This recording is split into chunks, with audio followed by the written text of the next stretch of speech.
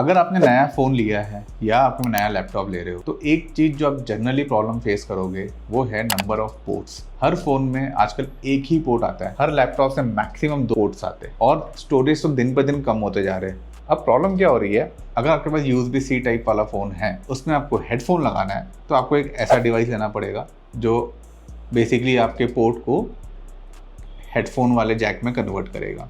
अगर आपको ये नहीं चाहिए, आपको चाहिए कि मेरे को 2 C टाइप लगाने हैं, आपको एक ऐसा कन्वर्टर लेना पड़ेगा जिसमें हेडफोन और चार्जर दोनों का सॉकेट है। और अगर आपको ऐसा चाहिए कि मेरे को एक पावर डिवाइस लगाना है और एक आपको स्टोरेज डिवाइस लगाना है, तो आपको एक ऐसा पोर्ट कन्वर्टर लेना पड़ेगा जो कि आपके फ़ोन में लग जाएगा या लैपटॉप में लग जाएगा और आप कन्वर्ट कर सकते हैं। और अगर आपको हाई स्पीड डाटा ट्रांसफ़र करना है तो एक छोटा सा डिवाइस जो होता है ये लेना पड़ेगा, जो आपको फ़ोन से लैपटॉप में कनेक्ट करके आप हाई स्पीड डाटा ट्रांसफ़र कर सकते हो, या फिर वायर लेना पड़ेगा। ये प्रॉब्लम ये होती है कि ये सब चीज़ें करने के लिए आपको डिफरेंट डिवाइसेस लेके घूमने पड़ते हैं छोटे छोटे। इसकी जगह पे मैं एक चीज़ रिकमेंड करूँगा, ये है मल्टी फंक्शन मैग्नेटिक हब। ये एक ही हब में ये सारे जो छोटे छोटे डिवाइसेस कर रहे थे ना, ये सारे डिवाइसेस जो काम कर रहे थे ना, वो एक हब कर लेता है।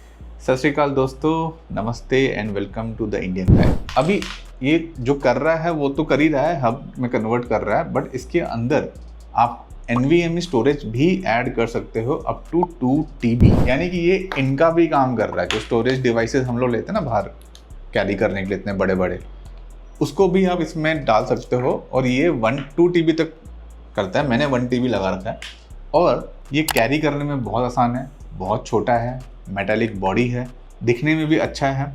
आप चाहो तो इसको किसी भी डिवाइस जो भी मेटल बॉडी है उसमें लगा सकते हो, फ़ोन के पीछे भी लगा सकते हो। वैसे इसको यहाँ पर एक मैग्नेटिक स्टिकर आता है, वो आप फ़ोन के पीछे लगाइए और आपके फ़ोन के पीछे ये कनेक्ट हो जाएगा। अब बात करते हैं इसके डिफरेंट पोर्ट्स के बारे में। इसके अंदर 2 हाई स्पीड USB 3.2 पोर्ट्स आते हैं और आपको एक हेडफोन जैक आता है जो आपके फ़ोन का आउटपुट नॉर्मल पुराने ज़माने वाला जो हेडफोन्स है, पुराने ज़माने वाला तो नहीं बोलूँगा, 5-6 साल पुराने जो हेडफोन्स आते थे उसमें कन्वर्ट कर देगा साउंड को।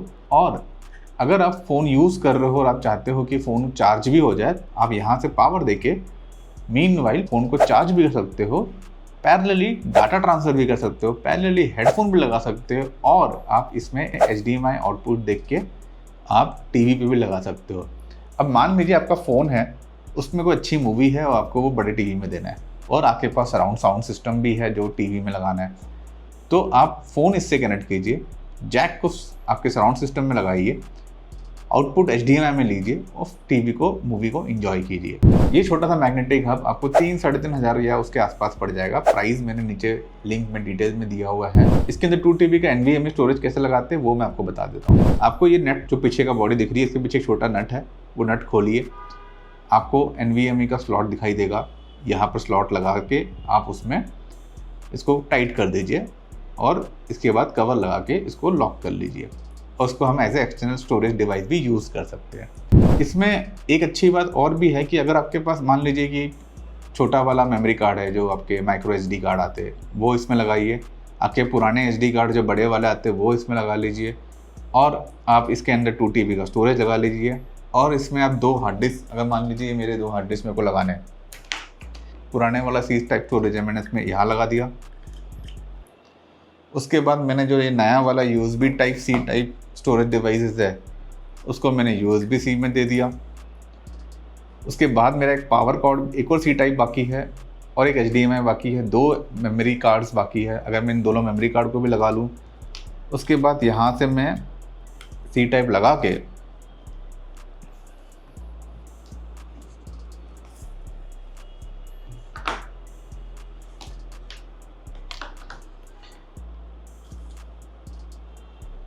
इसको अपने लैपटॉप पे लगाऊं, तब नोट करो कि दोनों हार्ड डिस्क कनेक्ट हो जाएंगे।